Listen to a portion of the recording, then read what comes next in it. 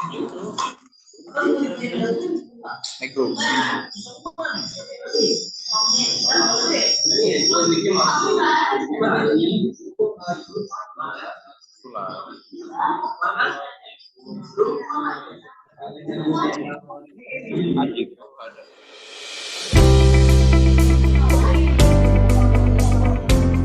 Pelita Bangsa is a growing university with more than 12,000 students. Pelita Bangsa University was founded in 2019 and formed from three colleges: Pelita Bangsa College of Economics, Pelita Bangsa College of Technology, and Pelita Bangsa Islamic College. Pelita Bangsa University is currently thriving in three locations: our main Cikarang campus, Bekasi City Campus, and Karawang Campus. Cikarang is home to thousands of companies located in one of the most important industrial areas in Indonesia, namely the Jababeka Industrial Area in Cikarang. This industrial area, which is about 40 kilometers from the capital city of Jakarta, is one of the largest in Southeast Asia. Pelita Bangsa University offers associate, bachelor, and master degrees through four faculties: the Faculty of Engineering, the Faculty of Business and Economics, the Islamic Faculty, and the Faculty of Education and Humanities. Under these faculties, we have 16 study programs: Management, Master's Degree Program in Management, Accounting, Entrepreneurship, Digital Business, Law, Elementary School Teacher Education, Early Childhood Teacher Education, Islamic Economics, Islamic Education Guidance and Counseling, Information Technology, Industrial Engineering, Architecture, Civil Engineering, Agricultural Product Technology, and Environmental Engineering. Pelita Bangsa University has laboratories, a large number of classrooms, a large auditorium, conference rooms, libraries, students' organizations offices, sport facilities, and abundant parking. University of Pelita Bangsa has cooperation agreements with more than 50 domestic educational institutions and more than 10 educational institutions in other countries, such as Malaysia, Vietnam, India, Egypt, Somalia, Nigeria, Philippines, and counting. Pelita Bangsa University also has cooperation agreements with more than 29 industries and government offices. The vision of Pelita Bangsa University is to become a global entrepreneurial university with business units supporting the university by 2045. Pelita Bangsa University wants to provide the best contribution to the nation and state, as well as increasing the quality and quantity of supporting fields for education, research and community service activities, innovation, and entrepreneurship.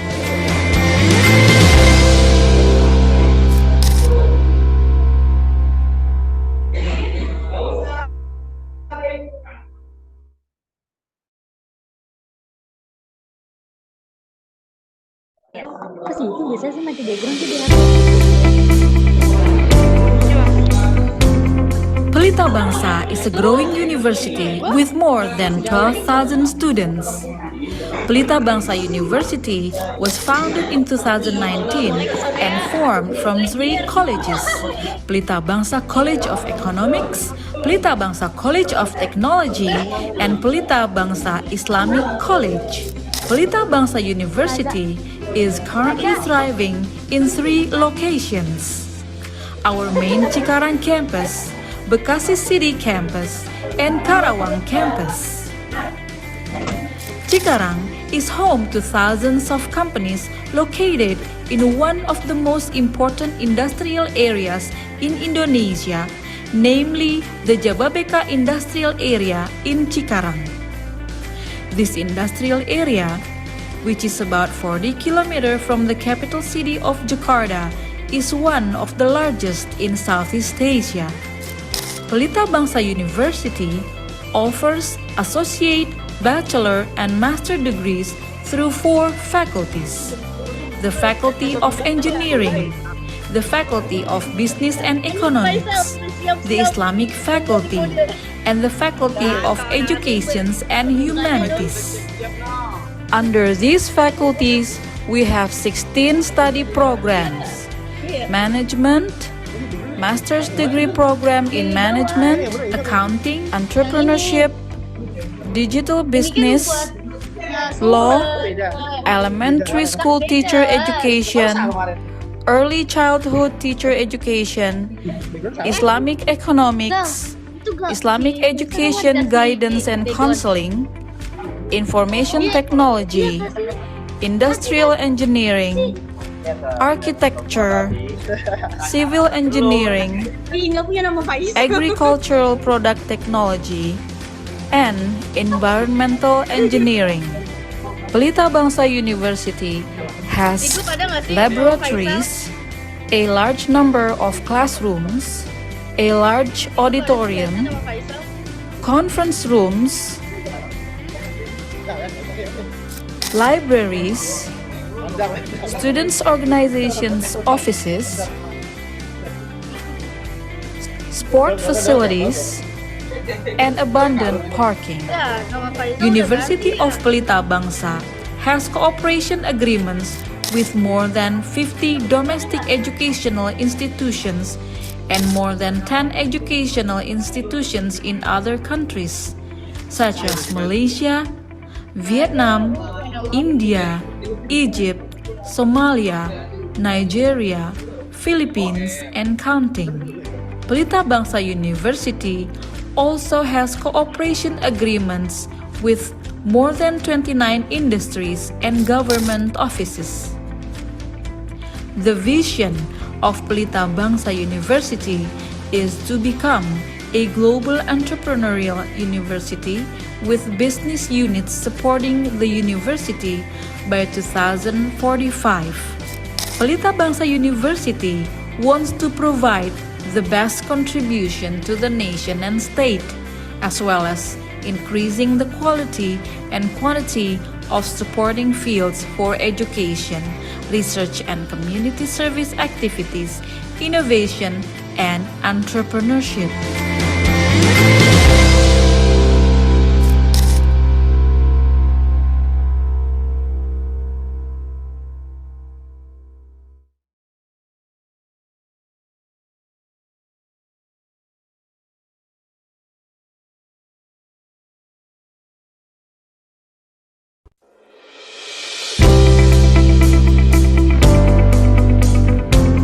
Pelita Bangsa is a growing university with more than 12,000 students.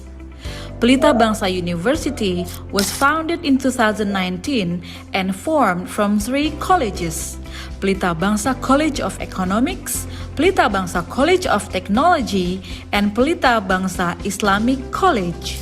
Pelita Bangsa University is currently thriving in 3 locations: our main Cikarang campus, Bekasi City campus, and Karawang campus. Cikarang is home to thousands of companies located in one of the most important industrial areas in Indonesia, namely the Jababeka Industrial Area in Cikarang. This industrial area, which is about 40 kilometers from the capital city of Jakarta, is one of the largest in Southeast Asia. Pelita Bangsa University offers associate, bachelor, and master degrees through 4 faculties: the Faculty of Engineering, the Faculty of Business and Economics, the Islamic Faculty, and the Faculty of Education and Humanities. Under these faculties, we have 16 study programs: Management, Master's Degree Program in Management, Accounting, Entrepreneurship, Digital Business, Law, Elementary School Teacher Education, Early Childhood Teacher Education, Islamic Economics, Islamic Education Guidance and Counseling, Information Technology, Industrial Engineering, Architecture, Civil Engineering, Agricultural Product Technology, and Environmental Engineering. Pelita Bangsa University has laboratories, a large number of classrooms, a large auditorium, conference rooms, libraries, students' organizations offices, sport facilities, and abundant parking. University of Pelita Bangsa has cooperation agreements with more than 50 domestic educational institutions and more than 10 educational institutions in other countries, such as Malaysia, Vietnam, India, Egypt, Somalia, Nigeria, Philippines, and counting. Pelita Bangsa University also has cooperation agreements with more than 29 industries and government offices. The vision of Pelita Bangsa University is to become a global entrepreneurial university with business units supporting the university by 2045. Pelita Bangsa University wants to provide the best contribution to the nation and state, as well as increasing the quality and quantity of supporting fields for education, research and community service activities, innovation, and entrepreneurship.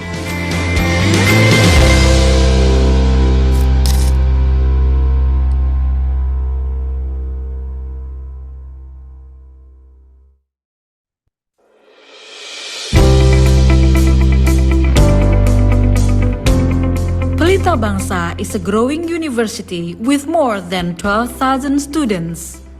Pelita Bangsa University was founded in 2019 and formed from 3 colleges: Pelita Bangsa College of Economics, Pelita Bangsa College of Technology, and Pelita Bangsa Islamic College.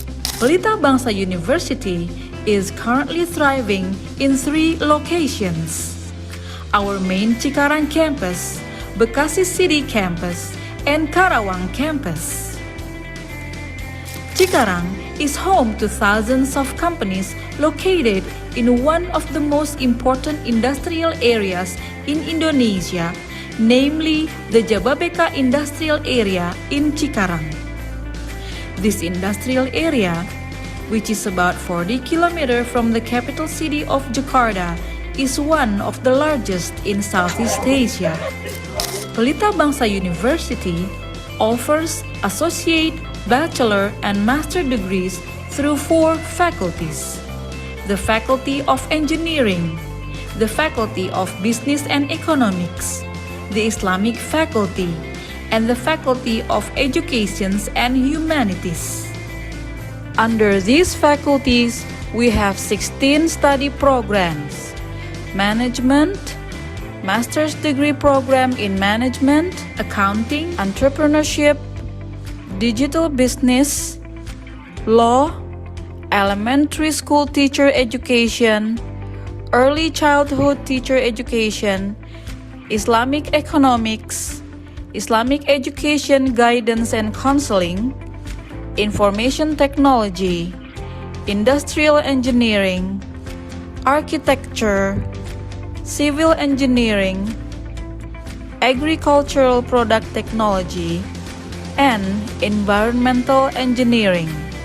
Pelita Bangsa University has laboratories, a large number of classrooms, a large auditorium, conference rooms, Apakah Bapak bisa hadir ya?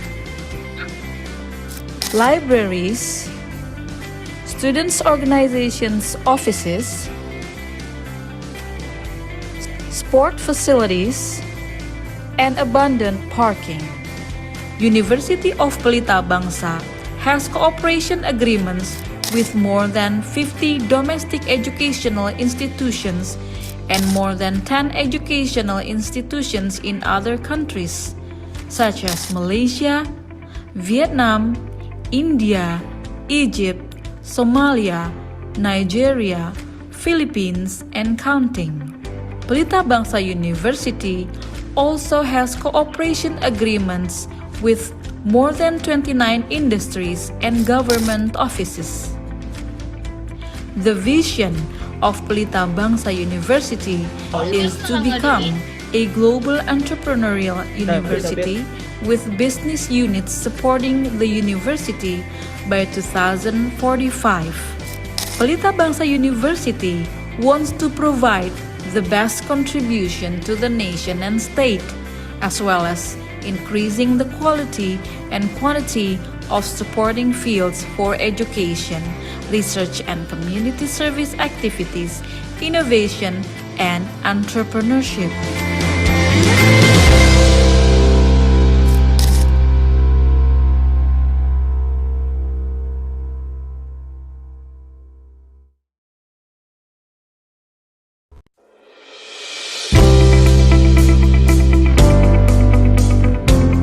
Pelita Bangsa is a growing university with more than 12,000 students.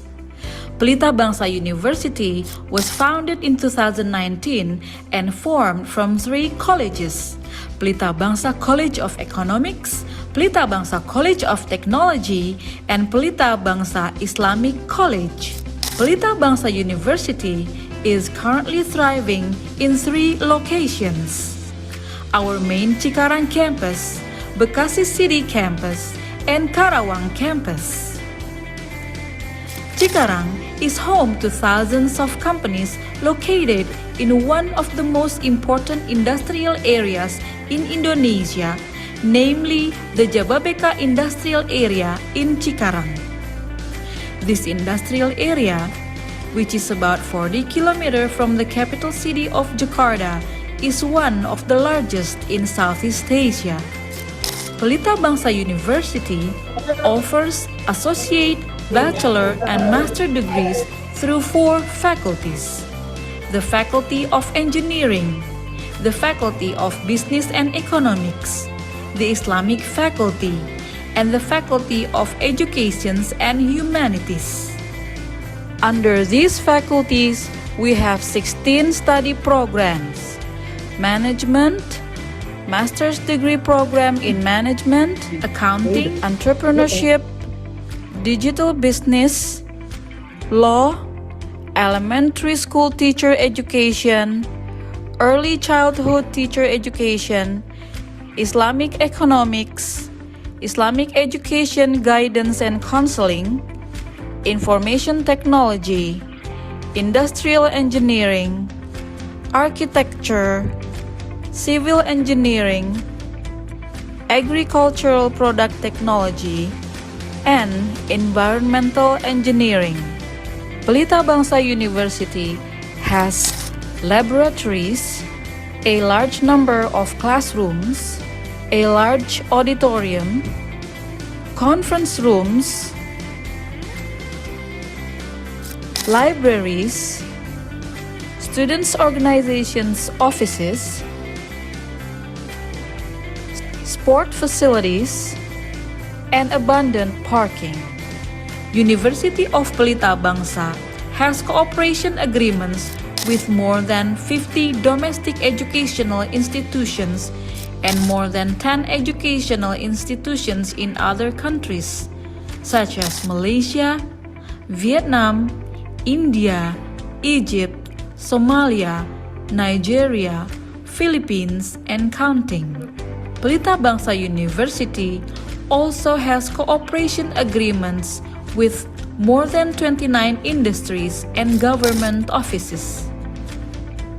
The vision of Pelita Bangsa University is to become a global entrepreneurial university with business units supporting the university by 2045. Pelita Bangsa University wants to provide the best contribution to the nation and state, as well as increasing the quality and quantity of supporting fields for education, research and community service activities, innovation, and entrepreneurship.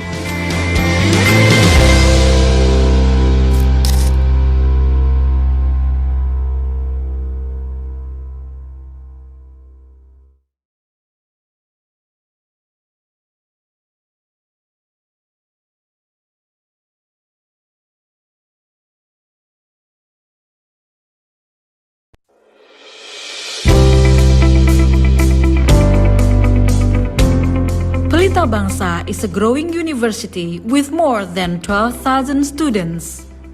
Pelita Bangsa University was founded in 2019 and formed from 3 colleges: Pelita Bangsa College of Economics, Pelita Bangsa College of Technology, and Pelita Bangsa Islamic College.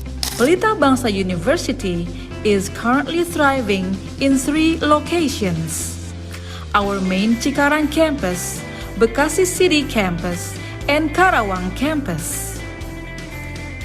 Cikarang is home to thousands of companies located in one of the most important industrial areas in Indonesia, namely the Jababeka Industrial Area in Cikarang.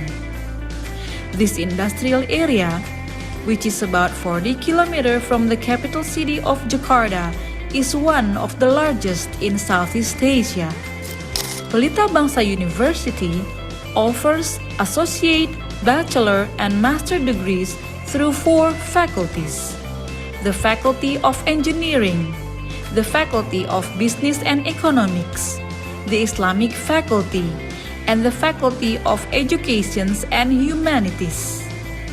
Under these faculties, we have 16 study programs: Management, Master's Degree Program in Management, Accounting, Entrepreneurship, Digital Business, Law, Elementary School Teacher Education, Early Childhood Teacher Education, Islamic Economics, Islamic Education Guidance and Counseling, Information Technology, Industrial Engineering, Architecture, Civil Engineering, Agricultural Product Technology, and Environmental Engineering.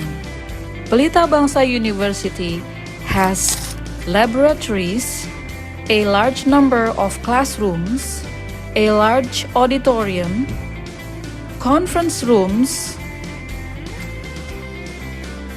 libraries, students' organizations offices,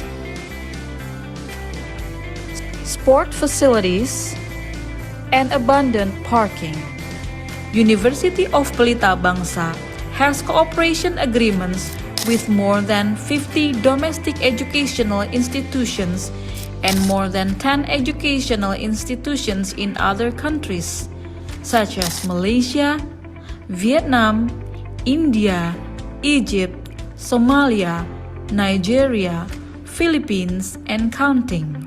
Pelita Bangsa University also has cooperation agreements with more than 29 industries and government offices.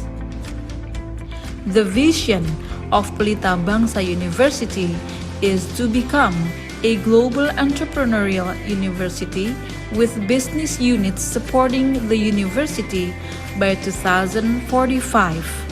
Pelita Bangsa University wants to provide the best contribution to the nation and state, as well as increasing the quality and quantity of supporting fields for education, research and community service activities, innovation, and entrepreneurship.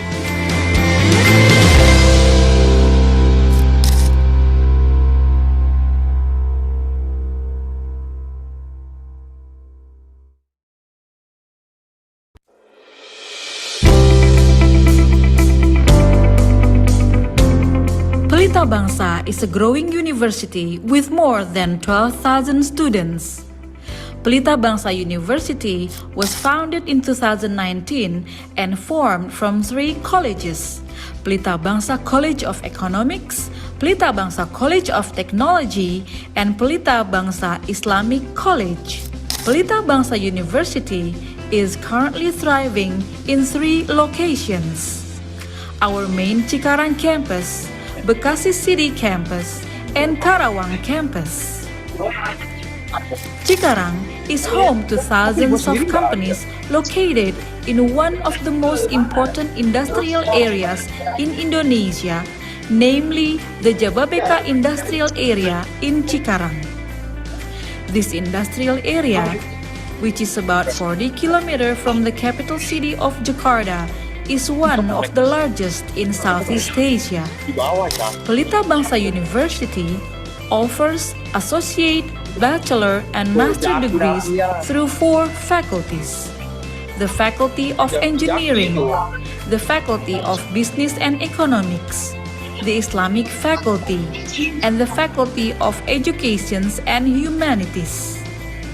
Under these faculties, we have 16 study programs: Management, Master's Degree Program in Management, Accounting, Entrepreneurship, Digital Business, Law, Elementary School Teacher Education, Early Childhood Teacher Education, Islamic Economics, Islamic Education Guidance and Counseling, Information Technology, Industrial Engineering, Architecture, Civil Engineering, Agricultural Product Technology, and Environmental Engineering. Pelita Bangsa University has laboratories, a large number of classrooms, a large auditorium, conference rooms, libraries, students' organizations offices, sport facilities, and abundant parking. University of Pelita Bangsa has cooperation agreements with more than 50 domestic educational institutions and more than 10 educational institutions in other countries, such as Malaysia, Vietnam, India, Egypt, Somalia, Nigeria, Philippines, and counting. Pelita Bangsa University also has cooperation agreements with more than 29 industries and government offices.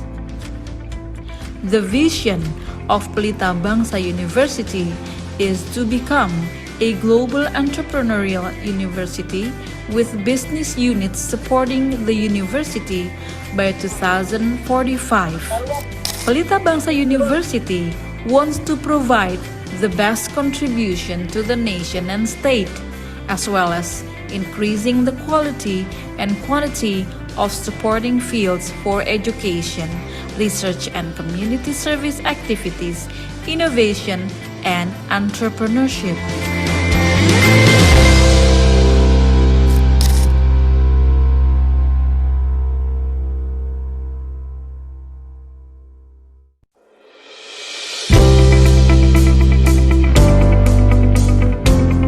Pelita Bangsa is a growing university with more than 12,000 students.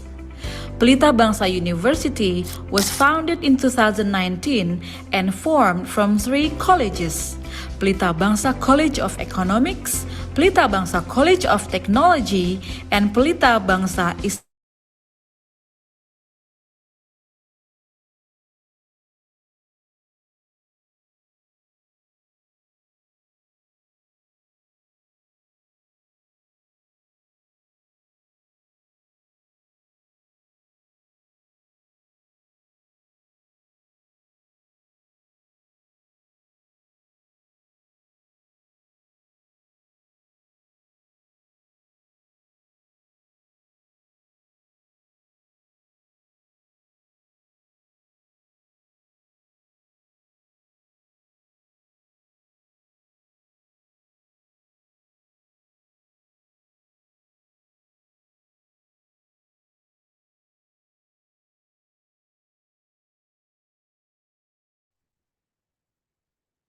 Kami ucapkan selamat datang kepada Muhammad Faisal Ilham. Beliau selaku pembicara pada seminar pada pagi hari ini. Yang terhormat Bapak Hamzah M. Mardi Putra, SKM MMDB, Cipta Bangsa. Yang kami hormati Tri Anggun Sari, PT MSI, selaku Dekan Fakultas Teknik Cipta Bangsa. Dan yang kami hormati Bapak Wahyu Hadi Kristanto, Eskom Mkom, selaku Ketua Program Studi Teknik Informatika Universitas Pelita Bangsa, dan sekaligus dosen Teknik Informatika pengampu mata kuliah Interaksi Manusia dan Komputer. Dan yang kami hormati seluruh panitia dan peserta seminar pada pagi hari ini. Assalamualaikum warahmatullahi wabarakatuh. Puji syukur kita panjatkan kehadirat Allah Subhanahu wa Ta'ala, Tuhan Yang Maha Esa, yang mana telah memberikan kita beribu-ribu nikmat, diantaranya nikmat iman, Islam, ihsan, sehingga kita semua dapat berkesempatan bertatap muka, jumpa pikiran, dan jiwa dalam acara seminar nasional interaksi manusia dan komputer. Kelas TI 22A3 dengan tema Fundamental Design untuk User Interface. Salawat serta salam tak lupa kita limpah curahkan kepada junjungan Nabi besar kita, yakni Nabi Muhammad SAW, yang telah membawa kita dari zaman kegelapan hingga zaman terang benderang seperti saat ini. Mari kita langkahkan kaki dengan sukacita dan berbahagia. Pada kesempatan ini, saya, Raswanda Nuraini, selaku Master of Ceremony yang akan memandu acara pada pagi hari ini. Memasuki acara yang pertama yaitu pembukaan. Marilah kita buka acara pada pagi hari ini dengan mengucap basmalah bersama-sama. Bismillahirrahmanirrahim. Acara selanjutnya, pembacaan doa yang akan dibacakan oleh Saudara Fabian Eka Prasetyo. Kepadanya kami persilakan. Terima kasih kepada MC untuk memberikan waktu kepada saya untuk membacakan doa. Ya Tuhan yang Maha Kuasa, kami bersyukur atas kesempatan ini untuk berkumpul dalam acara seminar ini. Terima kasih atas berkat dan rahmat-Mu yang senantiasa mengiringi langkah-langkah kami. Ya Tuhan yang Maha Pemurah, kami memohon keberkahan-Mu dalam acara ini. Bimbinglah kami dalam setiap tindakan dan keputusan, agar acara seminar ini menjadi berkat bagi semua peserta. Berikanlah hikmah dan ilmu yang bermanfaat untuk semua yang hadir di sini. Ya Tuhan yang Maha Bijaksana, kami berharap agar acara seminar ini sukses dan bermakna. Buatlah suasana yang kondusif bagi pembelajaran dan berikan pemahaman yang mendalam kepada peserta. Semoga setiap sesi menjadi wadah bagi pertumbuhan dan inspirasi sehingga kami semua pulang dengan pengetahuan yang berharga. Terima kasih atas kehadiran-Mu di antara kami dan semoga acara ini menjadi ladang keberkahan dan inspirasi. Mungkin itu saja doa dari saya. Lanjutkan kepada MC. Terima kasih atas pembacaan doanya. Semoga yang membaca dan mendengarkannya mendapatkan syafaat di yaumil akhir nanti. Amin, amin ya robbal alamin. Acara selanjutnya menyanyikan lagu kebangsaan Indonesia Raya dan Mars Universitas Pelita Bangsa.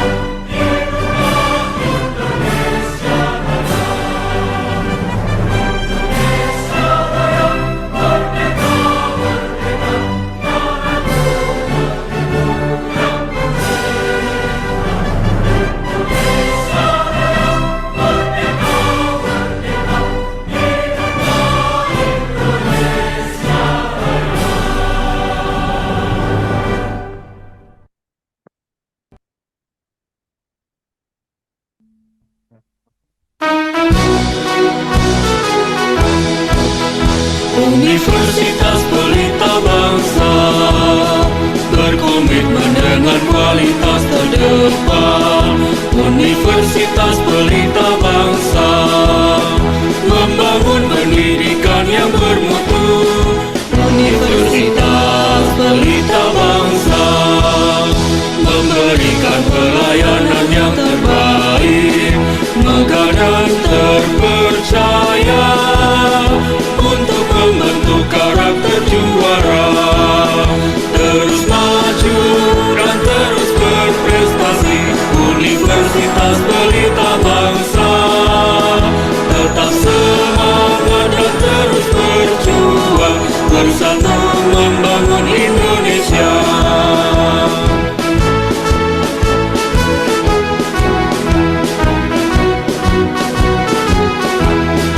Universitas Pelita Bangsa memberikan pelayanan yang terbaik, megah dan terpercaya untuk membentuk karakter juara.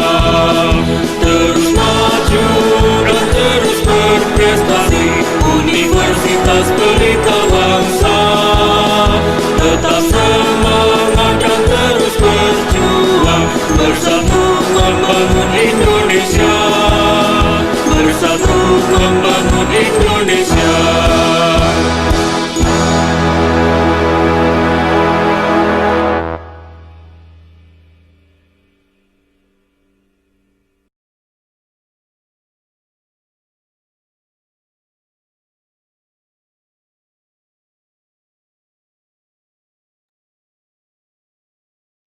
Acara selanjutnya, laporan Ketua Pelaksana yang akan disampaikan oleh Saudara Muhammad Al-Bedri. Kepadanya kami persilakan.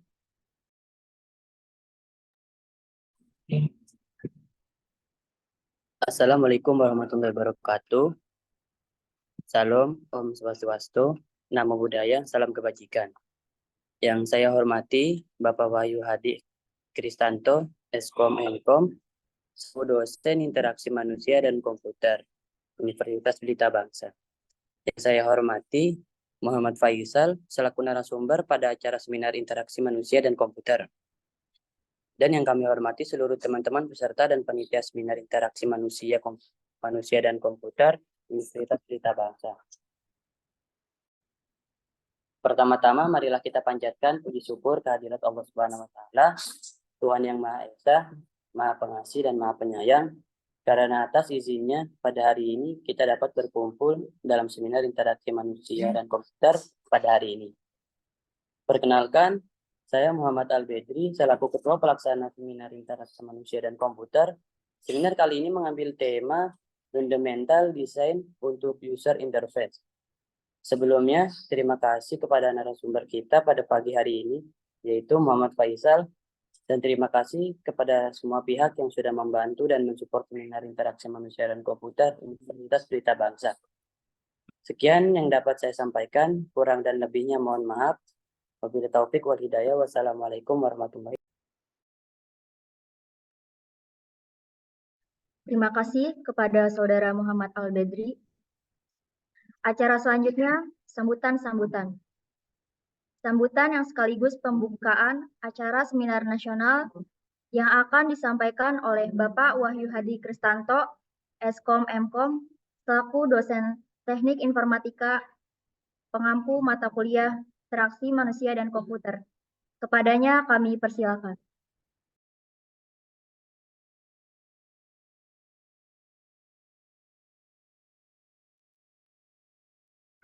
Assalamualaikum warahmatullahi wabarakatuh.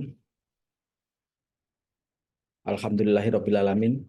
Pada kesempatan pagi hari ini menjelang siang kita semua berkumpul di Zoom secara virtual ini dalam keadaan sehat walafiat. Sholawat serta salam kita aturkan kepada junjungan yaitu Nabi Muhammad SAW. Mahasiswa sekalian, dari pertemuan 1 kemudian sampai dengan pertemuan 6 dan kali ini di pertemuan 7 alhamdulillah terlaksana seminar, dan itu merupakan usaha keras dari mahasiswa yang telah membentuk kepanitiaan. Dalam semester ini ada 8 materi, 8 seminar. Tapi karena mahasiswa bekerja sehingga bisa ada 7 atau 8 panitia. Jadi tidak mengganggu mata kuliah seminar yang lain. Ini adalah seminar pertama dan sudah terlihat baik, dan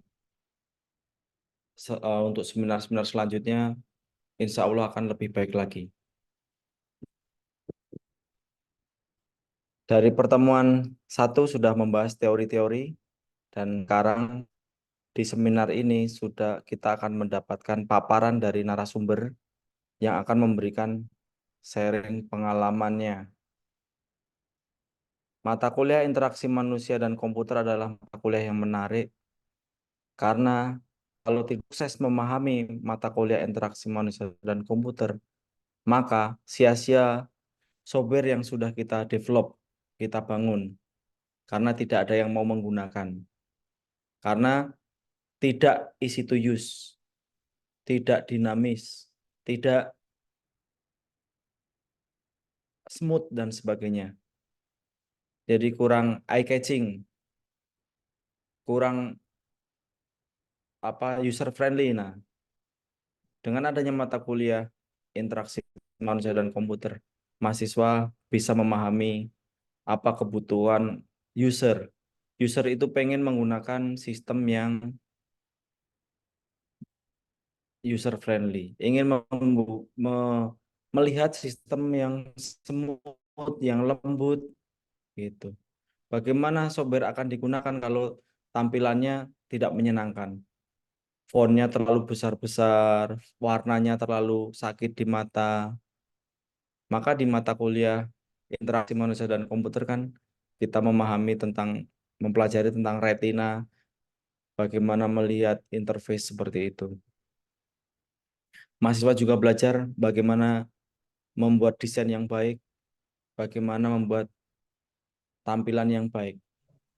Mahasiswa belajar UI UX dan membuat desain yang menyenangkan, yang bisa digunakan oleh banyak orang, yang mendukung sistem informasi digunakan, mendukung kinerja organisasi, sehingga perusahaan yang menggunakan sistem tersebut akan terbantu, operasionalnya akan baik, dan tentunya profit dan kesejahteraan karyawan akan meningkat.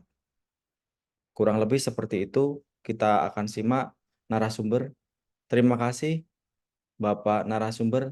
Maaf tadi untuk Bapak narasumber dengan siapa, Mbak? Pak. Pembawa acara. Muhammad Faisal Ilham, Pak. Bapak Ilham. Halo Bapak Ilham. Halo, Pak. Terima kasih Pak Ilham atas kesediaan waktunya. Saya sebagai dosen pengampu sangat senang sekali udah bersedia meluangkan waktu Bapak untuk mencerdaskan kehidupan bangsa. Anak-anak muda Bekasi ini ilmunya akan bertambah melalui sharing pengalaman dari Bapak, dan semoga Allah yang akan membalasnya ya Pak. Amin. Dan mahasiswa bisa sukses untuk masa depan. Tidak panjang dari saya, terima kasih. Sekali lagi terima kasih untuk narasumber. Terima kasih panitia, terus belajar. Assalamualaikum warahmatullahi wabarakatuh.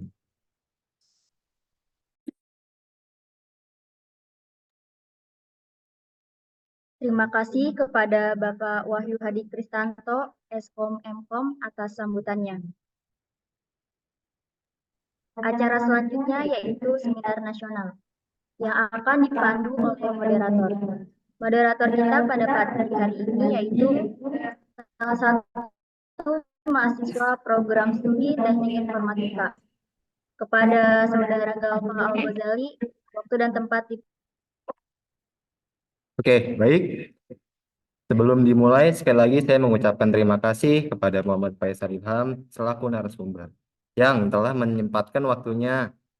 Saat ini beliau masih menjadi mahasiswa aktif, tetapi pengalaman serta pemahaman beliau tentang keterkaitannya mata kuliah interaksi manusia dan komputer dengan pengalaman beliau yang menjadikan kami mengundang Mas Faisal ke dalam seminar pada pagi hari ini.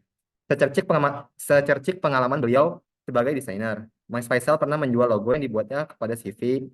Bukan hanya itu, saat ini Mas Faisal merupakan salah satu sales utama pada Mikata karena kecekatan dan pengalaman beliau yang banyak, ia masih bekerja dalam bidang tersebut. Saya lanjutkan kepada Mas Faisal. Oke, tes, tes. Ada suaranya Mas Galva. Cek. Halo. Apa terdengar suara saya? Ada.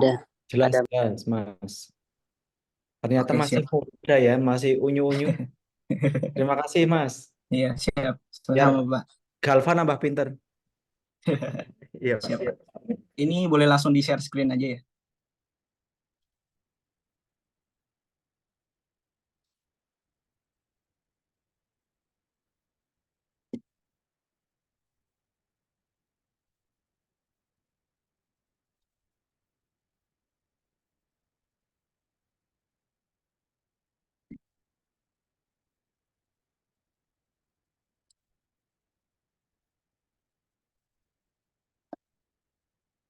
Oke. Bisa dimulai Mas Galva.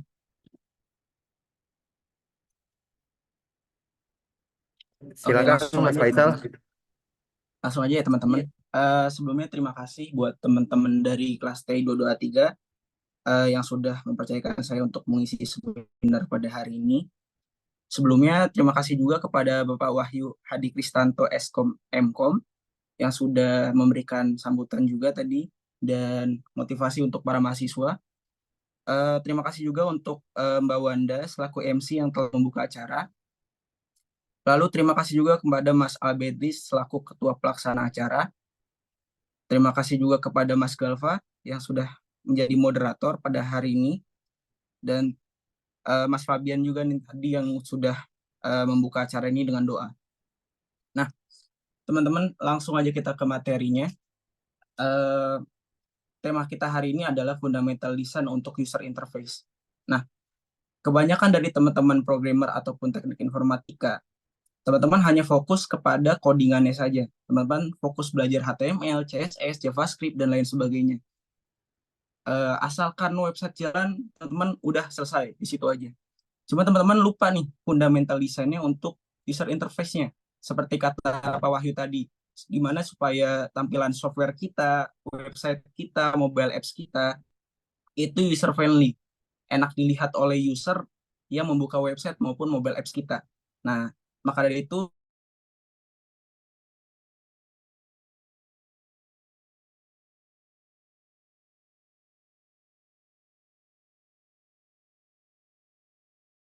teman, ada pepatah yang mengatakan tanpa kata sayang, maka dari itu saya coba untuk mengenalkan diri saya terlebih dahulu.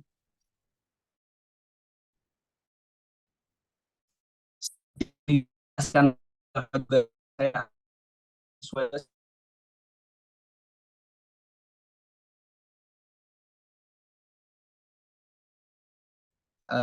pas TI 223. Nah, walaupun saya masih kuliah, saya sekarang sambil kerja teman-teman ya. Pengalaman kerja saya di tahun 2021 bisa dilihat saya sebagai graphic designer di Stai Haji Agus Salim. Itu masih kecil lah, masih SMA. Nah, dari 2021 saya sudah memulai untuk sebagai graphic design freelancer.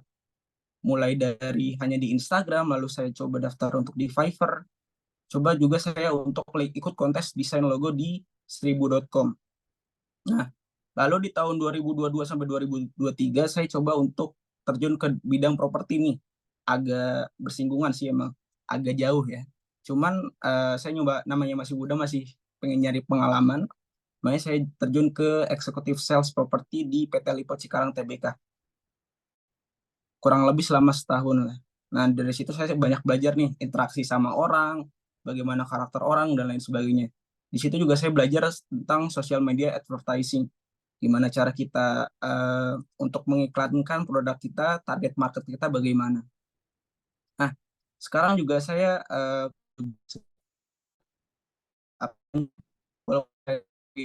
freelancer, saya masuk itu seperti teleport Cikarang TBK, cuman ini agent bentuknya. Jadi kita menjual berbagai properti dari se-Bekasi, se-Jabodetabek lah. Nah, itu sekilas saja intermezzo pendidikan dan pengalaman saya. Mungkin nggak ada apa-apanya dibandingkan teman-teman ya.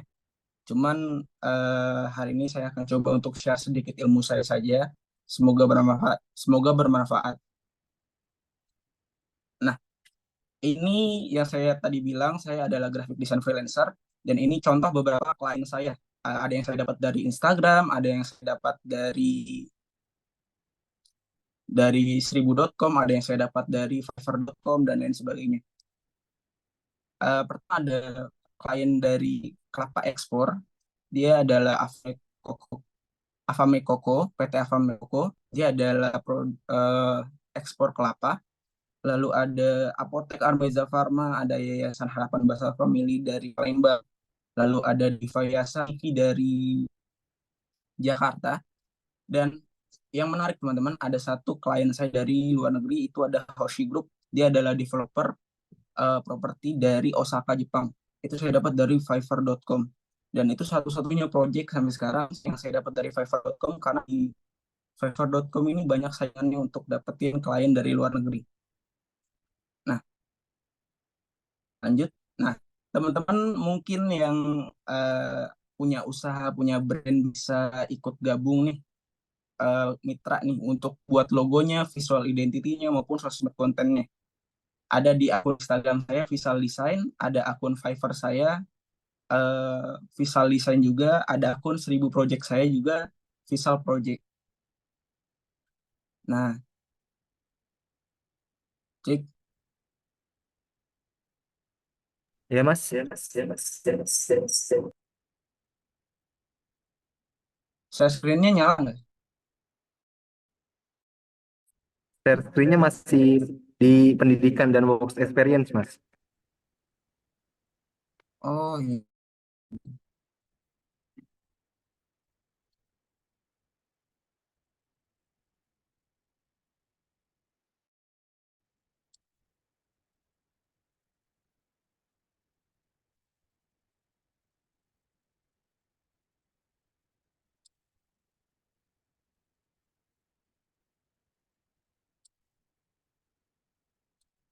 Hmm.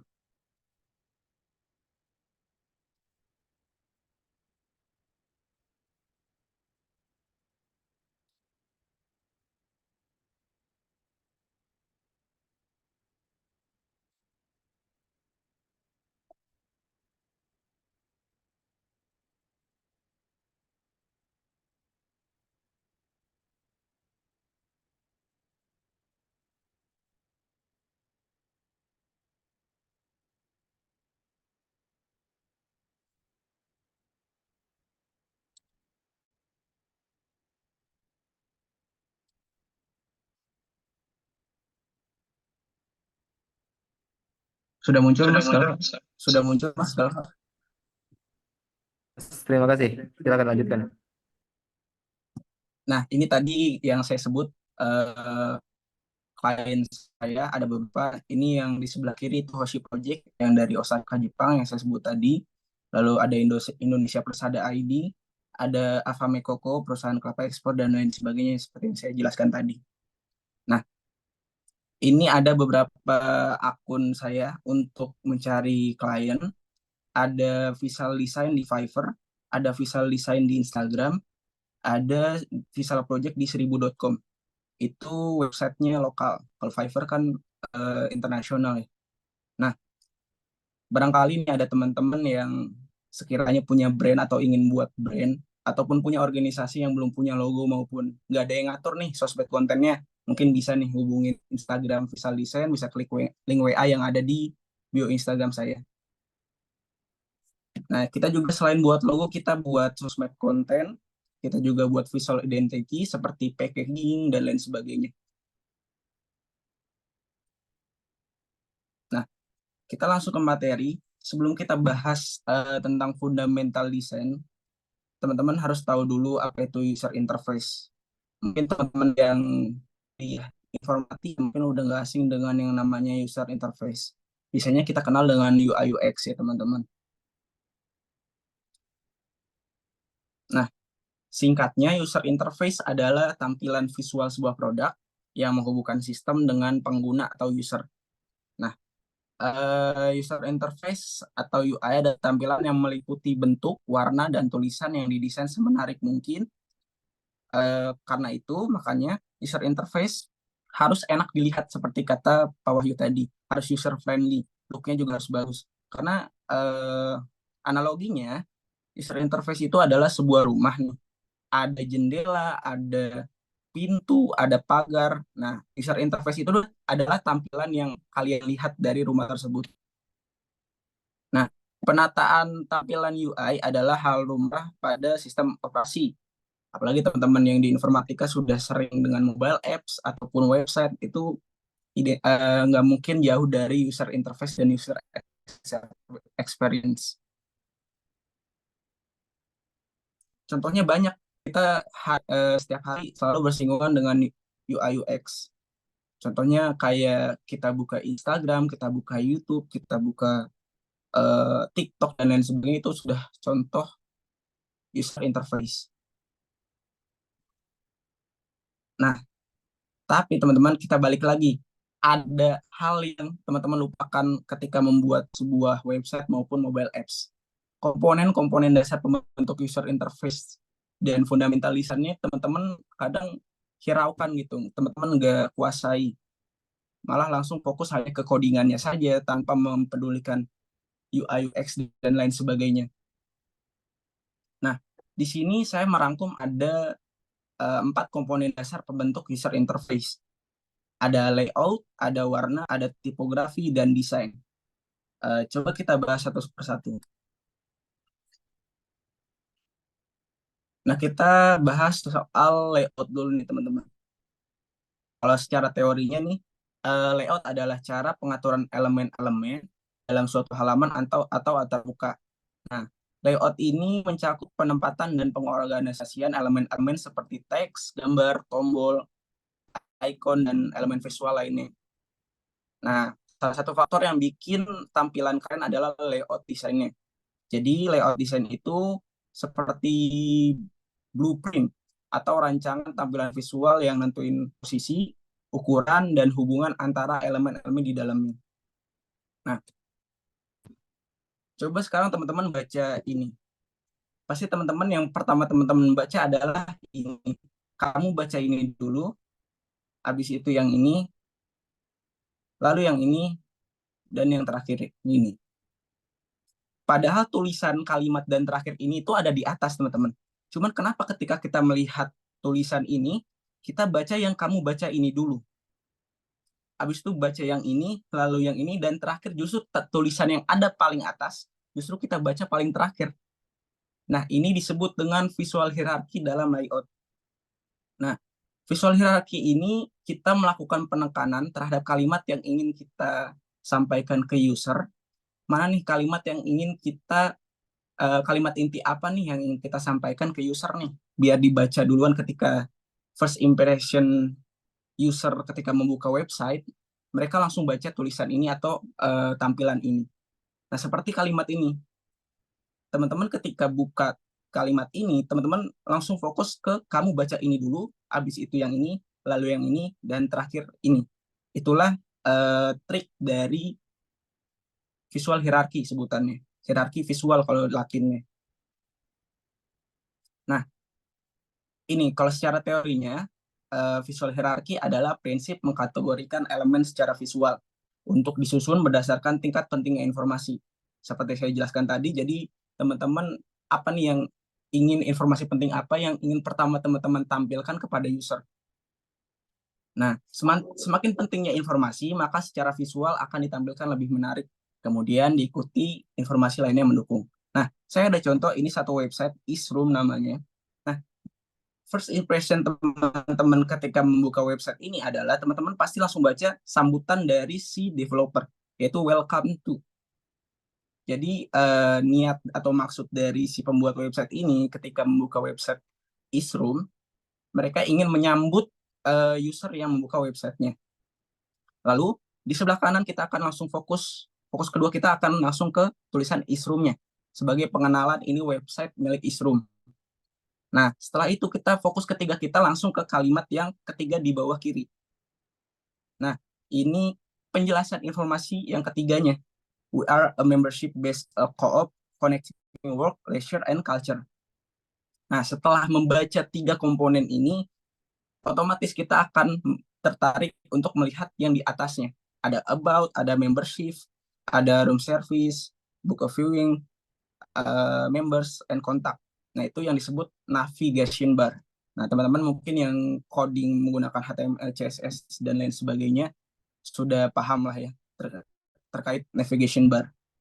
Nah, jadi ini teman-teman, contoh visual hierarki adalah seperti ini. Jadi teman-teman, apa nih kesan pertama yang ingin teman-teman berikan kepada user yang melihat website maupun mobile apps teman-teman? Jadi jangan asal kita buat tulisan ya udah rata semua fontnya 18 semua, fontnya 20 semua, atau ikonnya size-nya 20 semua. Jadi nggak seperti itu teman-teman. Jadi kita harus fokus dulu apa nih yang ingin kita sampaikan pertama kali sebagai first impression ke user. Lalu di layout ada yang namanya white space teman-teman. White space mungkin teman-teman udah asing ya. Jadi kita menyisakan sebagian halaman kosong untuk agar si tulisan, apalagi tulisannya banyak, agar lebih enak dilihat, dibaca oleh user. Nah, kalau secara teori, menurut majalah ternama asal Amerika Serikat, rata-rata attention atau fokus manusia itu hanya 8 detik. Dan itu lebih rendah dari ikan koi. Jadi fokus manusia itu hanya 8 detik dan itu pun lebih rendah dari ikan koi. Makanya itu ketika ada tulisan yang informasinya banyak, yang kita sajikan data dan sebagainya, langkah yang pertama kita lakukan adalah agar ketika membuka tulisan yang banyak itu, user nggak bosen. Ketika buka, kalau lihat di sebelah kiri, pasti udah males baca kan. Cuman ketika kita lihat yang sebelah kanan, walaupun males baca, cuman ada ketertarikan sedikit. Persentase ketertarikan usernya meningkat gitu loh. Nah, itu yang disebut dengan white space. Lalu ada kontras. Nah, ini kontras juga penting. Sebenarnya kontras ada banyak teman-teman yang seperti, cuman ada saya rangkum menjadi 4 nih. Ada kontras in color, ada kontras in scale, dan ada kontras layout.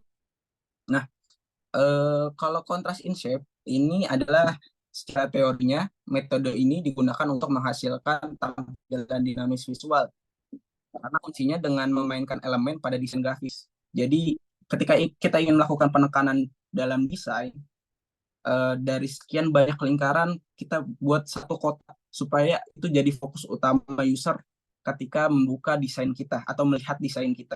Itu yang namanya contrast in shape. Lalu ada contrast in color, sama juga, cuman ini bedanya dalam bentuk warna seperti yang tadi teman-teman lihat. Jadi ketika warna font seluruhnya itu warna hitam, kita lakukan penekanan kepada judul ataupun inti dari kalimat yang kita sampaikan itu dengan warna. Bisa diubah dengan warna yang lebih ngejreng atau sebagainya. Lalu yang ketiga ada contrast in scale. Nah, ini seperti visual hierarki tadi teman-teman.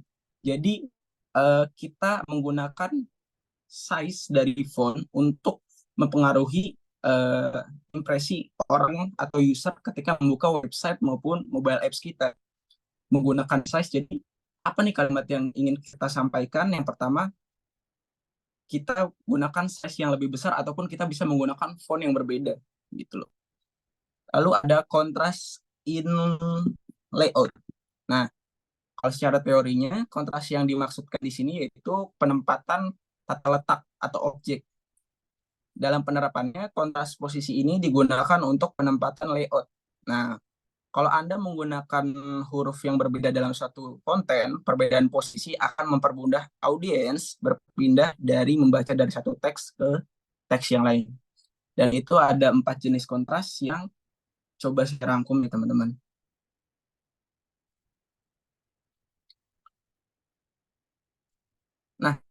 tadi kita bahas soal layout dan ada 4 elemen eh, elemen penting user interface yang akan kita bahas. Nah, sekarang kita masuk yang kedua, ada warna. Cuman saya akan bahas soal color psikologi. Nah, jadi warna itu sebenarnya ada psikologinya loh teman-teman. Kenapa rata-rata bank-bank atau yang lainnya itu menggunakan warna biru? Ternyata ada maksudnya. Kenapa franchise makanan F&B itu menggunakan warna kuning? Itu pun ada maksudnya ternyata teman-teman. Jadi ini ilmu yang lumayan mind blowing buat teman-teman yang baru tahu. Ternyata warna itu ada psikologinya loh. Warna itu bisa mempengaruhi seseorang. Nah, secara teorinya psikologi warna adalah ilmu psikologi yang mempelajari hubungan antara warna dan efek terhadap pikiran, emosi, dan perilaku manusia. Jadi ternyata ini sudah diteliti secara ilmiah dari bertahun-tahun lalu. Nah, hal ini melibatkan pemahaman tentang bagaimana persepsi warna mempengaruhi pengalaman dan respon psikologis orang. Kok kita bahas psikologi warna sih? Padahal kita mahasiswa teknik informatika. Kenapa kita harus belajar psikologi warna? Nah, teman-teman ini jangan remehkan, jangan underestimate. Nah, psikologi warna ini penting. Ketika kita membuat website untuk klien, ketika kita membuat mobile apps untuk klien, nah kita harus tahu nih, klien ini dia punya usaha apa, dia punya brand apa, dan itu pun saya terapkan ke dalam saya ketika membuat sebuah logo ataupun visual identity. Nah, saya lihat dulu nih, saya tanya dulu nih, ini usaha bergerak di bidang apa? Sasaran target market mereka apa? Apa yang ingin mereka bangun dalam brand mereka? Nah, makanya saya menggunakan warna ini. Dari keterangan si klien tadi, saya implementasikan ke psikologi warna ini. Misalkan, si klien ingin membuat brand yang punya hubungan cinta atau energi cinta kepada customer-nya. Misalkan brand-brand kayak bunga atau lain sebagainya, toko bunga dan lain sebagainya, pasti saya sarankan untuk menggunakan warna merah atau saya buatkan desainnya dalam bentuk warna merah. Karena warna merah ini secara ilmiah punya psikologi warna, punya respon psikologis kepada seseorang itu ada excitement, ada strange, ada love, ada energi. Dan begitu pun warna-warna yang lain. Ketika teman-teman ingin membuat website atau mobile apps maupun desain yang formal ataupun yang elegan, yang aman, yang dramatis, teman-teman bisa menggunakan warna hitam. Ketika teman-teman ingin membuat website, membuat mobile apps, membuat desain yang bertemakan alam, nature, healing, freshness, dan quality, teman-teman bisa menggunakan warna hijau. Karena secara tidak langsung ini mempengaruhi psikologi seorang. Kenapa kita lihat banyak website-website kayak donasi pohon dan lain sebagainya, itu menggunakan warna hijau rata-rata. Warna hijau dan warna putih. Karena hijau ini sendiri, dia mempunyai psikologis, nature, healing, freshness, dan quality. Nah, ini saya udah berikan contohnya. Ini ada beberapa brand yang menanamkan psikologis warna ke brand mereka. Ini guide-nya. Nah, ada brand Nikon, ada brand National Geographic, ada Subway, dan Shell. Mereka ingin menyampaikan pesan optimisme kepada customer-nya. Makanya mereka menggunakan warna putih. Nah, begitu sebaliknya ada Nickelodeon, ada Amazon, ada Firefox, ada Fanta, ada Harley Davidson. Dia ingin menyampaikan kesan friendly kepada customer-nya. Apalagi Amazon. Amazon kan jual barang nih. Makanya ingin menimbulkan kesan friendly kepada si customer yang ingin berbelanja di Amazon. Makanya Amazon menggunakan warna oranye. Seperti itu. Dan ini ada HP, ada Dell, ada Facebook, dan lain sebagainya. Mereka menggunakan warna hitam, warna biru. Karena mereka ingin menyampaikan pesan trust kepada customer-nya yang menggunakan, misalkan Facebook nih. Mereka ingin menyampaikan trust kepada customer-nya supaya menciptakan rasa aman bagi customer-nya, bagi user yang menggunakan Facebook tersebut. Nah, itulah beberapa contoh penerapan psikologi warna atau color psikologi dalam desain. Nah, teman-teman bisa mengaplikasikannya juga di website maupun mobile apps teman-teman nih. Teman-teman programming harus tahu psikologi warna. Jadi ketika teman-teman ingin mendevelop sebuah website maupun mobile apps, teman-teman harus search dulu nih. Harus apa namanya? Cari-cari tahu dulu nih. Kira-kira teman-teman ingin menyampaikan kesan pesan apa nih, emosional apa ke user yang ingin menggunakan website maupun mobile apps teman-teman, gitu loh. Nah, tadi kita bahas soal warna. Sekarang kita masuk ke tipografi. Nah, tipografi ini mungkin teman-teman udah nggak asing karena banyak juga ya tren-tren tipografi di TikTok, di Instagram, dan lain sebagainya. Secara teori apa sih itu tipografi? Tipografi pengertiannya adalah eh, merujuk pada seni memilih dan mengatur huruf atau teks sebagai elemen visual dalam suatu desain. Dalam konteks ini, teknik tipografi tidak hanya mempertimbangkan penampilan dan kesan visual, tetapi juga memperhatikan aspek dan daya tarik, pemahaman pembaca, serta maksud pesan yang ingin disampaikan. Nah, ini secara teorinya ya teman-teman. Kita langsung contohnya aja. Nah, di sini ada teman-teman bisa lihat ada dua kalimat yang sama. Ada I will find you. Ada dua kalimat yang sama, I will find you, sama-sama persis dan nggak ada kalimat yang dirubah, nggak ada huruf yang dirubah.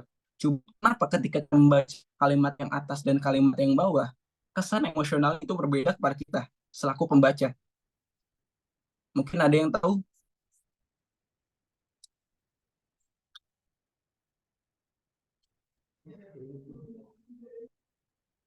Ya mungkin jadi fontnya, oke, fontnya, font ini mempengaruhi tipografi. Font ini masuk ilmu tipografi.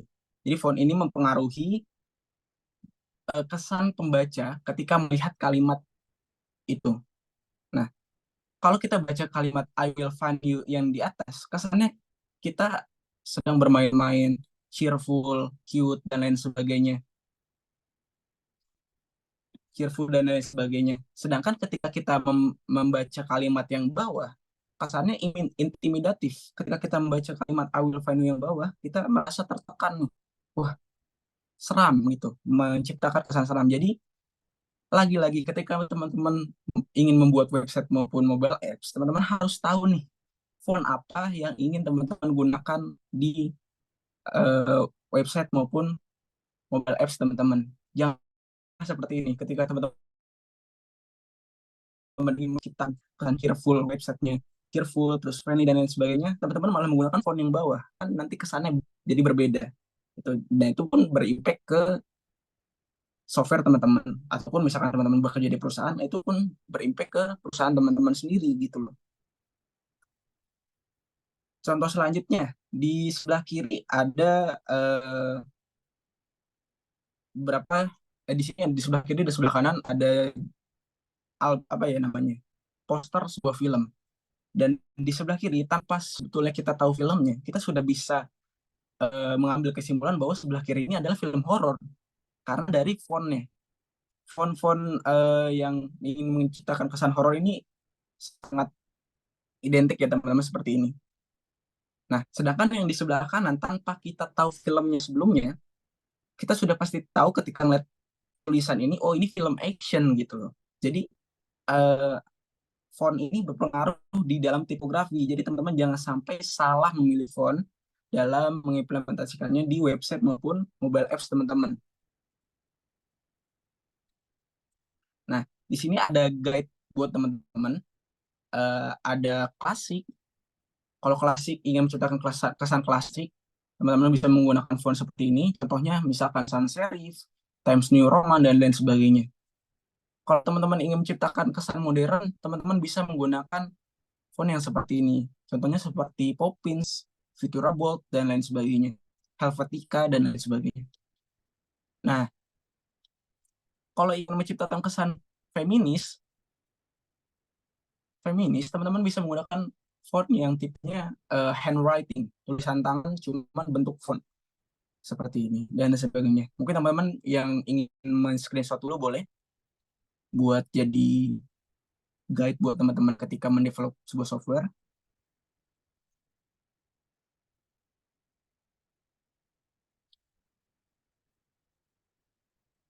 Nah, itu tadi tentang tipografi ya teman-teman. Sekarang kita akan coba bahas untuk desain. Desain ini sendiri udah nggak asing lah teman-teman mendengar kata desain ini. Desain ya, desain intinya ya kita membuat sesuatu agar menarik dilihat oleh orang yang melihatnya.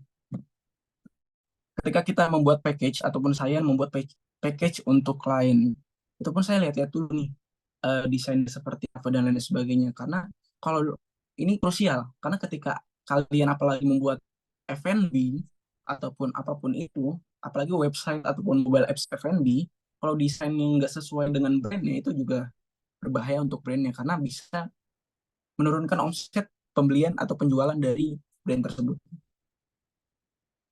Nah, di sini saya sudah rangkum ada 3 prinsip desain, ada unity atau kesatuan, ada balance, keseimbangan, dan ada penekanan, emphasis.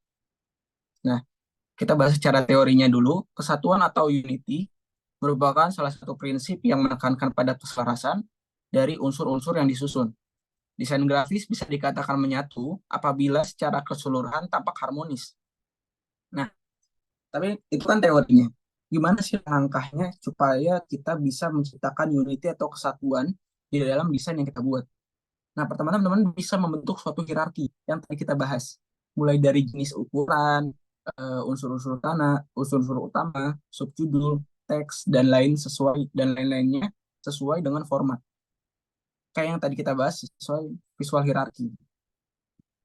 Nah, lalu yang kedua, teman-teman bisa mendekatkan elemen-elemen berdampingan atau bersinggungan. Nah, yang ketiga, teman-teman bisa konsisten dengan jenis font, ukuran, dan gaya untuk judul. Subjudul, keterangan, headers, dan footers pada beberapa media. Jadi ketika teman-teman sudah memutuskan untuk memberikan kesan klasik kepada software yang kalian develop, jangan diubah-ubah fontnya gitu loh. Mungkin untuk penekanan boleh, cuma jangan sampai setiap page, setiap bagian, setiap div, teman-teman menggunakan font yang berbeda nih. Iseng aja nih menggunakan font yang berbeda. Jangan sampai seperti itu, karena nggak enak untuk dilihat atau nggak enak untuk dibaca. Jadi teman-teman kembali lagi tadi menggunakan teori visual hierarki. Gimana nih caranya menentukan font yang cocok. Dan tadi kita juga sudah bahas soal tipografi. Jadi berhubungan juga dengan prinsip desain yang unit ini. Lalu, yang kedua ada keseimbangan atau balance.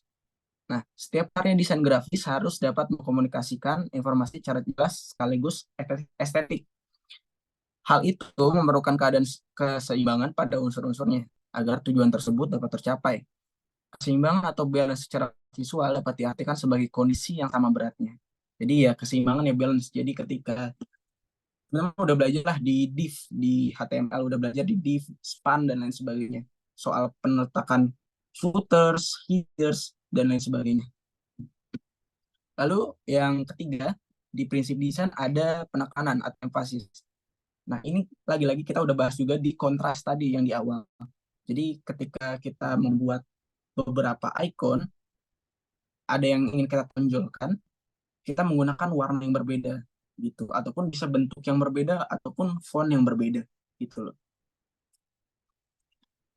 Nah, terakhir, indikator keberhasilan desain grafis itu tergantung penyampaian pesan kepada audiens. Balik lagi nih teman-teman. Prinsip-prinsip tata letak dapat digunakan sebagai panduan untuk mempermudah dalam membuat komposisinya. Jadi ya indikator dari keempat yang kita bahas tadi itu adalah masuk juga indikator keberhasilan desain grafis. Nah, ini teman-teman bisa terapkan atau implementasikan di software yang ingin teman-teman develop gitu. Oke, mungkin itu aja 4 poin penting elemen-elemen user interface fundamental design buat teman-teman. Terima kasih, kurang lebihnya mohon maaf. Kita masuk ke sesi tanya jawab mungkin ya, Mas Galva. Oke, baik. Silakan moderator. Mas Faisal, terima kasih sudah memberikan materinya. Saya akan buka sesi pertanyaan. Bagi peserta, ada yang ingin bertanya?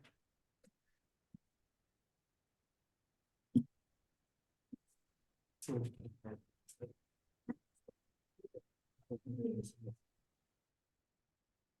ingin bertanya, perkenalkan nama saya Herlan Wibowo. Saya ingin bertanya, saya ingin membuat website tentang berjualan makanan seperti itu. Ada nggak sih tips untuk agar pelanggan lebih tertarik memesan makanan saya gitu? Ada nggak sih tips dari Mas Faisal? Itu saja, terima kasih.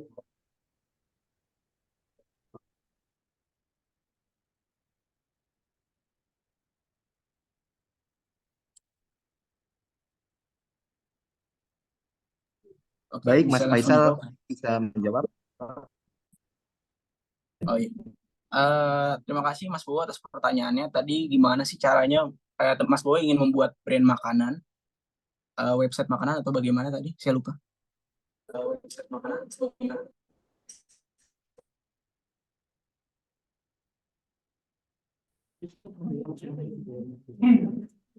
Ya, saya ingin membuat website restoran.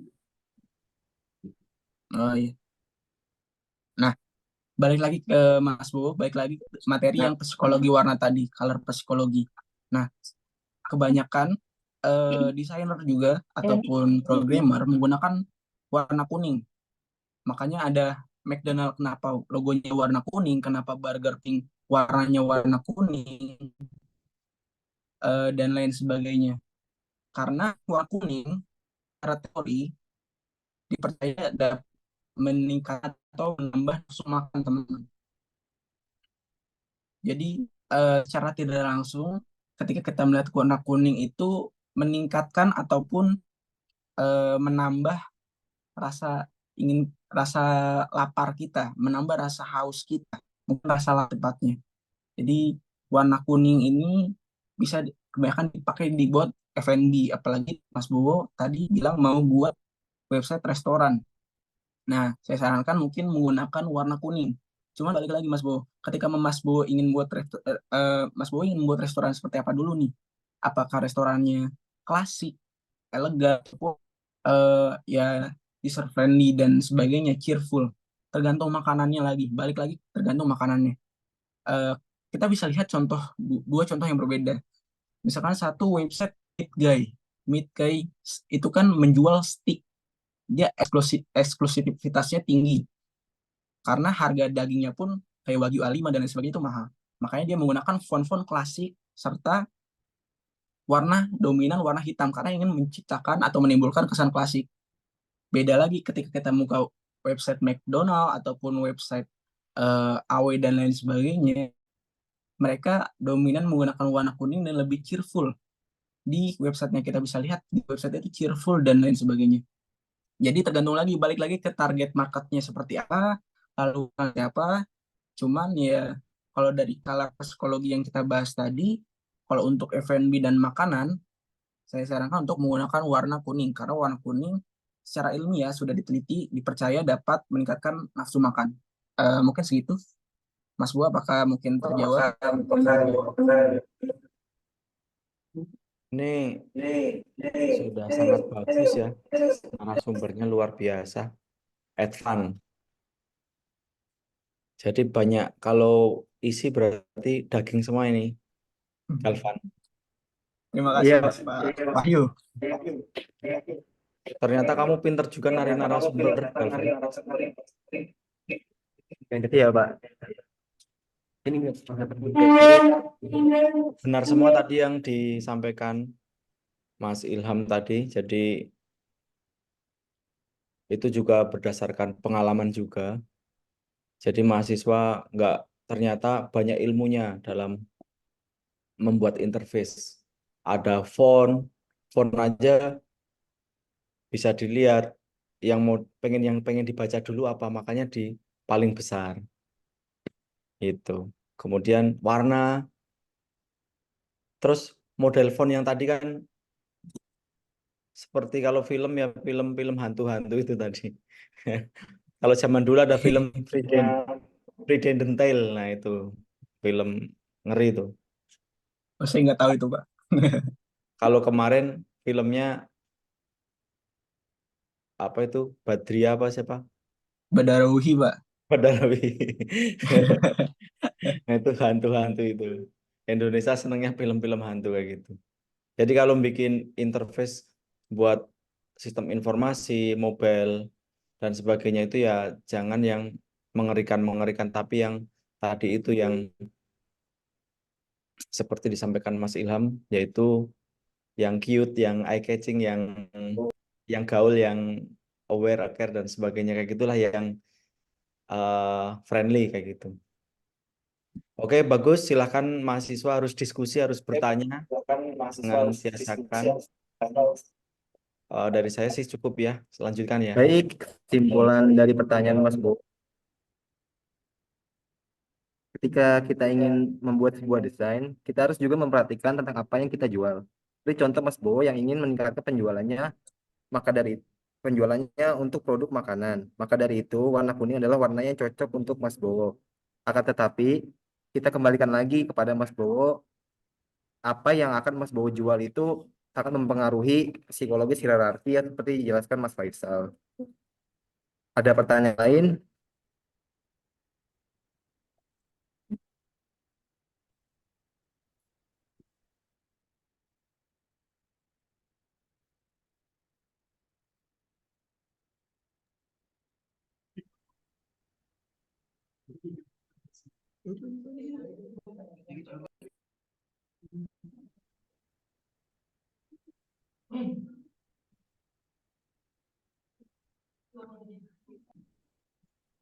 Eh, saya ingin bertanya, Baik, Mas Fabian silakan.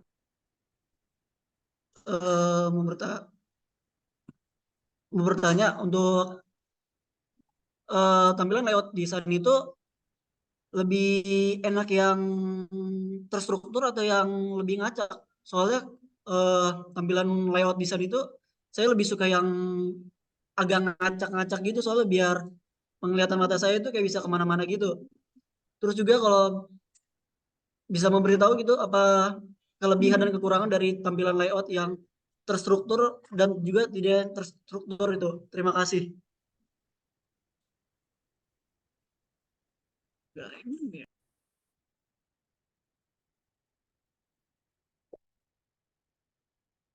Halo? Iya, halo. Silakan Mas Faisal jika ingin menjawab. Coba ulang tadi nggak kedengeran, Mas Fabian. Pertanyaannya itu apa perbedaan dari desain layout terstruktur dan tidak terstruktur? Karena Mas Fabian sendiri menyukai desain yang tidak terstruktur dibanding yang terstruktur. Oh, oke. Terima kasih atas pertanyaannya, Mas Fabian. Lagi, semua layout itu pasti terstruktur, Mas Fabian. Walaupun misalkan kita menemukan website yang menurut kita abstrak, itu pasti juga terstruktur. Karena abstrak itu pun termasuk kepada layout juga nih. Contoh jenis-jenis layout. Apalagi zaman sekarang mungkin kebanyakan website maupun eh, brand agensi itu kebanyakan abstrak temanya. Itu pun pasti terstruktur. Walaupun kelihatannya kesannya kita sebagai customer melihatnya abstrak nih website maupun apps abstrak, itu juga pasti terstruktur Mas Fabian. Jadi yang namanya layout pasti terstruktur. Mau itu dan abstrak itu salah satu jenis dari layout. Ada layout yang mungkin formal, ada layout yang mungkin abstrak, karena balik lagi ke siapa yang target market yang ingin kita tuju, siapa target market yang ingin kita dapatkan gitu loh, dan apa yang ingin kita berikan first impression, apa yang ingin kita sampaikan ke apa namanya user gitu loh. Mungkin begitu Mas Fabian, terima kasih. Oke, jadi kesimpulan dari pertanyaannya Mas Fabian, semua layout itu sudah terstruktur. Walaupun abstrak, itu juga terstruktur. Memiliki kesan yang tidak, walaupun memiliki kesan yang tidak jelas, semua itu menjadi perhitungan.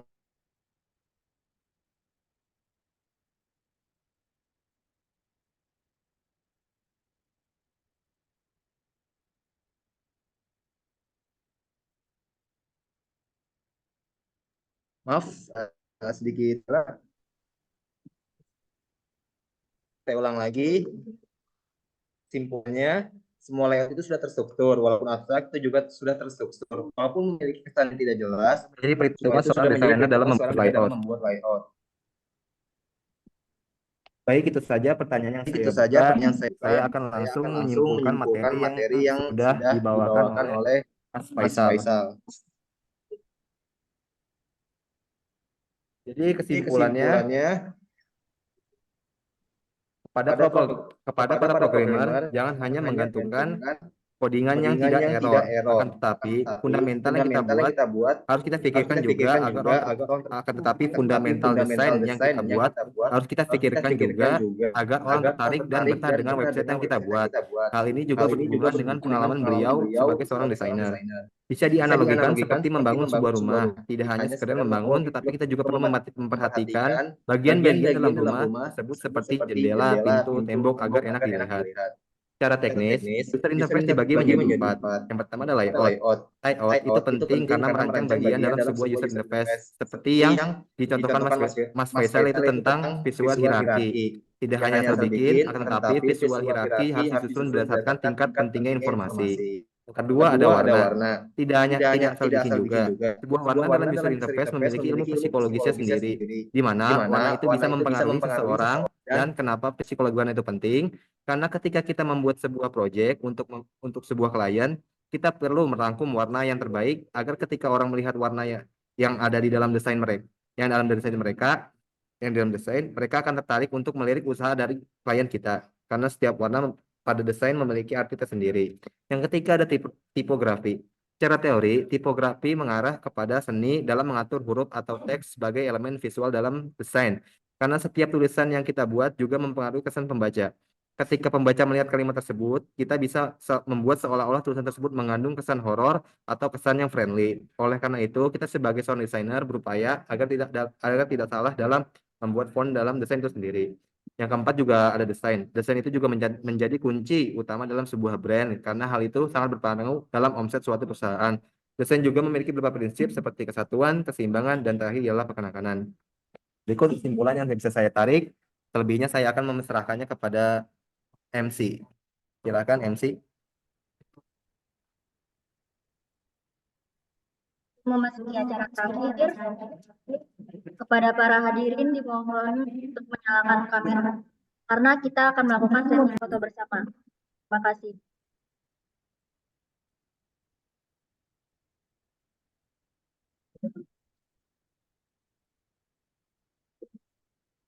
Satu, dua, tiga.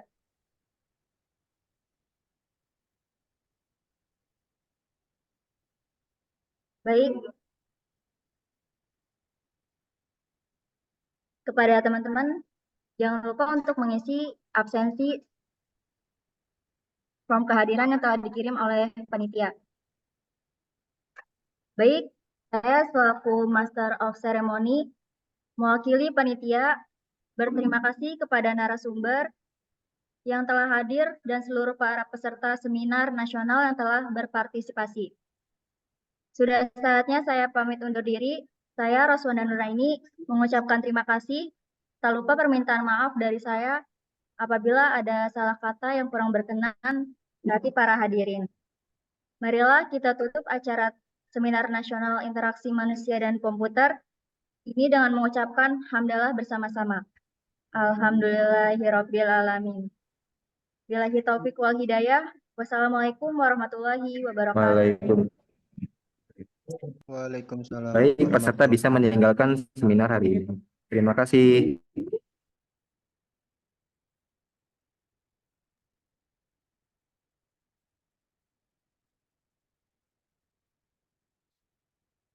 Mas Kalpa, Mas Kalpa.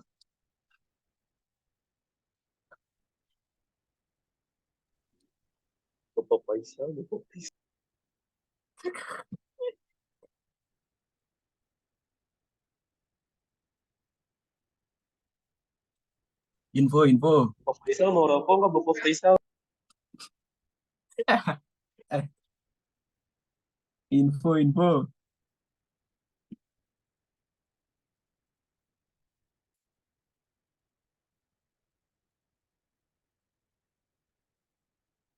Ini premium ya Zoom ya? Kok kagak ada batasnya? Oh gila.